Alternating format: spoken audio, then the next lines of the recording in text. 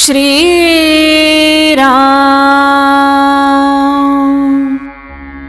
देहबुद्धीचा त्याग करावा. मानाला कारण अभिमान. मी मोठा असं मनाने घेतलं म्हणजे मानाची गरज लागते. हा अभिमानच भगवंताच्या आणि आपल्यामध्ये आड येतो. हा अभिमान घालवायला गुरु आज्ञेत राहणं, त्यांना शरण जाणं आणि त्यांनी सांगितलेली साधनं करणं हे उपाय आहेत. पण ही साधनं निराभिमानाने झाली पाहिजेत. हा अभिमान फार सूक्ष्म असतो. मी गुरु आज्ञेत राहतो, त्यांनी सांगितलेली साधनं करतो, आता माझा अभिमान गेला, हे म्हणणं सुद्धा अभिमानानेच बोलणं. खरं पाहता अभिमान बाळगण्यासारखं आपल्याजवळ काय आहे? शक्ती, पैसा की कीर्ती?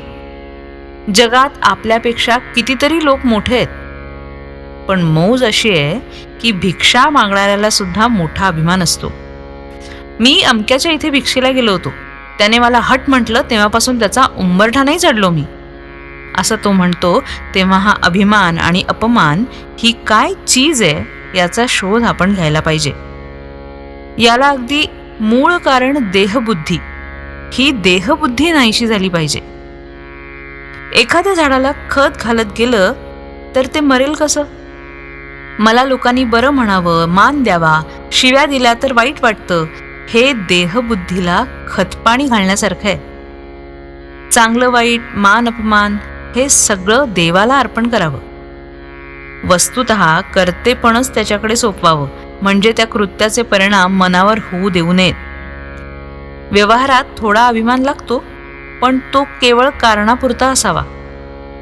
वरिष्ठाने नोकरांशी वागताना अभिमान पाहिजे, पण तो तितक्यापुरताच, त्याचा मनावर परिणाम होऊ देऊ नये. ही देहबुद्धी, हा अभिमान, हे सगळं जाण्यासाठी सद्गुरूचं होऊन राहावं. निदान बळजबरीने तरी मी त्याचा आहे असं म्हणावं. सद्गुरू तुम्हाला नकळत तुमचा अभिमान दूर करतील.